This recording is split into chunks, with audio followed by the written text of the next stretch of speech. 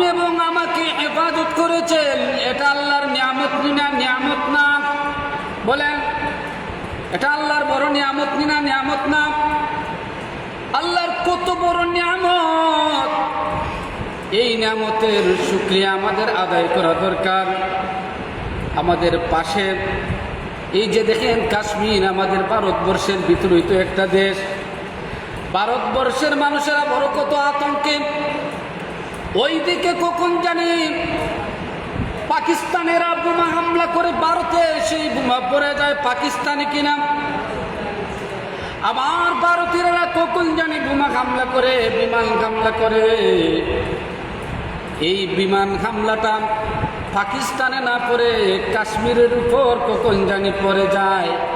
এই যে আতঙ্ক আমার প্রাণের ভাইয়েরা, যুদ্ধ না করেও তারা যুদ্ধ বিধ্বস্ত, ঝগড়া না করেও তাদের উপর আক্রমণ হয়, কারোর সাথে হানাহানি মানামানি না করেও তাদের উপর মার, তাদের উপর কত ধরনের কষ্ট, কত ধরনের নির্যাতন, তাদের সন্তান মারা যায়।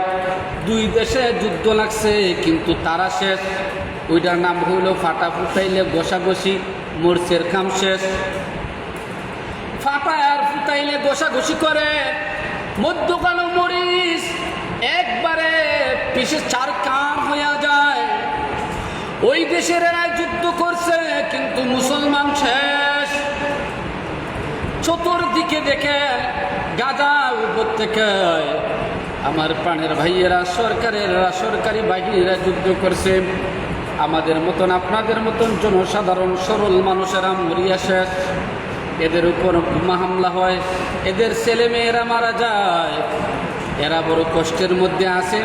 না সন্তানকে একটু আদর করে চুমু দিতে পারে, না সন্তানকে বুকে নিয়ে একটু আদর করতে পারে,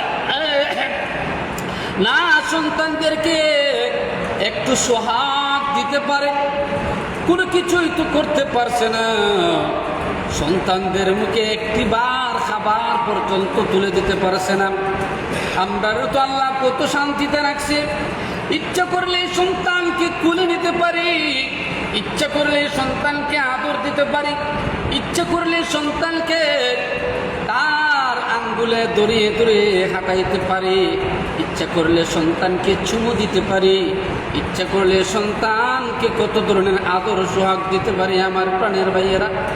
কিন্তু গাজাতে যারা আছেন, আমাদের মুসলমান ভাই বোনেরা যারা আছেন, ইচ্ছা করলেই তাদের সন্তানকে কুলে নেওয়া সম্ভব হয় না।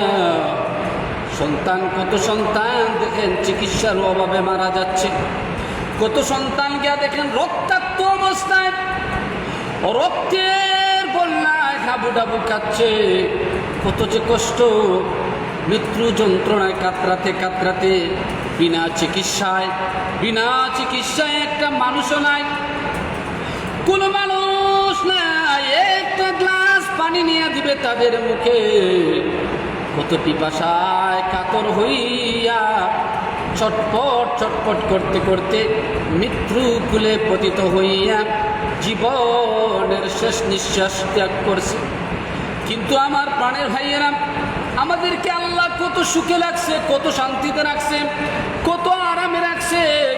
আমরা যখন নেশারের পরে ঘুমাই, আমাদের কোনো ধরনের চিন্তা নাই যে আমাদের উপর কখন জানি রাত্রে বোমা হামলা হইয়া যায়, কখন জানি আমাদের উপর গ্রেনেড পড়ে যায়। এইরকম কোনো ধরনের আমাদের আতঙ্ক নাই, এরকম কোনো আতঙ্কই আমাদের মধ্যে নাই। নিটান্ডা আমরা ঘুমাইতে পারি, আর নিটান্ডা মনে শান্তি মনে ঘুম থেকে উঠতে পারি। কিন্তু গাজার মানুষেরা কত কষ্টে জীবন যাপন করছে। আরো কত দেশগুলা রয়েছে, মুসলিম দেশগুলা রয়েছে, যারা নামাজের মধ্যে এসেও তাদের শান্তি না।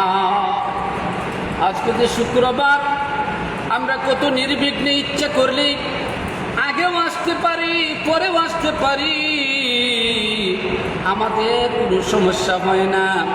কিন্তু আমার প্রাণের ভাইয়েরা, এমন দেশগুলা রয়েছে যেই দেশগুলাতে মুসলমানেরা মসজিদে যাবে তো দূরের কথা, জঙ্গলে যদি 2-3 মানুষ একত্রিত হইয়া নামাজ পড়তে যায়, অনেক জায়গায় এই 2-3 জন মানুষের গ্রাণ পাইয়া কাফির কুফারেরা হামলা করে এদেরকে দুনিয়া থেকে বিদায় করিয়া দেয়। তাহলে দেখেন আমাদেরকে আল্লাহ কত নিয়ামত দিছে, এই নিয়ামতগুলো পাইয়াও আমরা নিয়ামতের কদর করি না।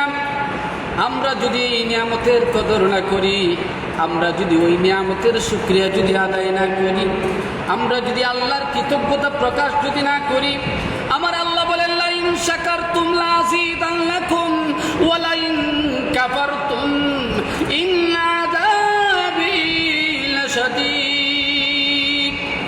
বান্দা, তোমাকে আমি আল্লাহ যত নিয়ামত দিয়েছি, এই নিয়ামতের শুকরিয়া আদায় করো না, শুকরিয়া তুমি করিও না। যদি রে বান্দা আমার এই নিয়ামতগুলার না শুকরিয়া করো, শুকরিয়া যদি আদায় না করো রে বান্দা, জানিয়া রাখো আমার আযাবটা বড় কঠিন।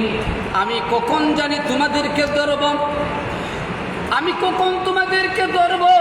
ওয়াইদা বাতাসতুম জাব্বারিন। ও ভাই, আল্লাহ বলেন আমি ধরি না, আমি সার দিচ্ছি।